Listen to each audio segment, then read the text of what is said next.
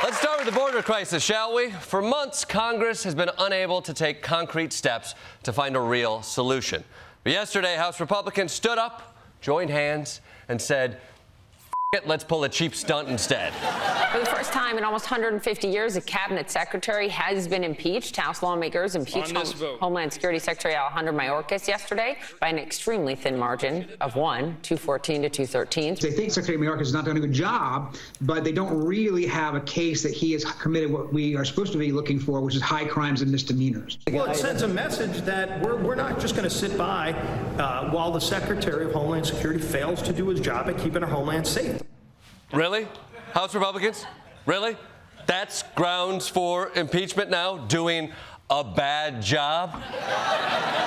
That's the standard you guys want to set, because you're not exactly crushing it right now. You can't pass legislation, you can't settle on a speaker. The most you guys have gotten done is one Beetlejuice hand job, and even that wasn't to completion. I mean, come on, I could have knocked out 2 before the curtain rises, you know? But fine. They impeached Alejandro Mayorkas. I guess House Republicans think they can solve the border crisis by removing one Latino at a time. So, congratulations to House Speaker Mike Johnson for finally getting something passed. Although, you know who's going to be pretty upset about that? Mike Johnson from 4 years ago. The founding fathers, the founders of this country, warned against single-party impeachments. They said that it would be bitterly divisive, perhaps irreparably divisive for the country. I definitely won't regret that in a few years. Now, if you'll excuse me, I'm off to French kiss a bat at the Wuhan wet market. But let's move on to more consequential congressional news. Yesterday, Long Island voters had a special election to replace this guy, George Santos. Yeah, of course. Sure. Famous for getting expelled, dressing like a ventriloquist dummy, and running away from all of America's finest journalists. Run away from me all you want, George. You'll have to talk to me when I pay for that cameo. Those are the rules. It's in the contract. Read the fine print, George. I'm coming for you. But the race to replace Santos wasn't just a local issue. It had national implications because both parties were looking to see what the result would tell them about November. So let's break down this race. In one corner, we had Tom Suozzi, and in the other corner, we had Mazi Pilip. Suozzi versus Mazi.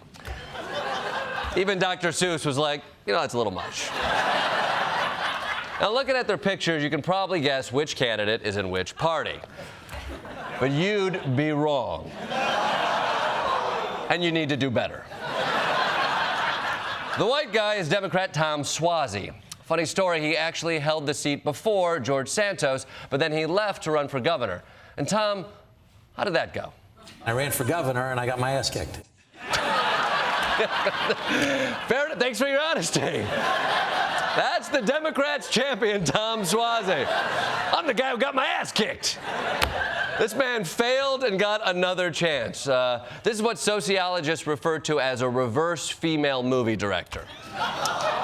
Meanwhile, the Republican is Mazi Pilip, and she contains multitudes. Mazi Pilip is, in fact, a registered Democrat, though she was elected to the Nassau County Legislature as a Republican. Pilip, a mother of 7 and wife of a Ukrainian immigrant, is an Ethiopian Jew. Born in southern Ethiopia, she immigrated to Israel, joining their military, the IDF, before moving to the United States. That's a big gun. Okay, an Ethiopian Jewish refugee immigrant Republican Democrat mother of 7 married to a Ukrainian who served in the IDF. She's like if you asked ChatGPT to write a bio based on all the news.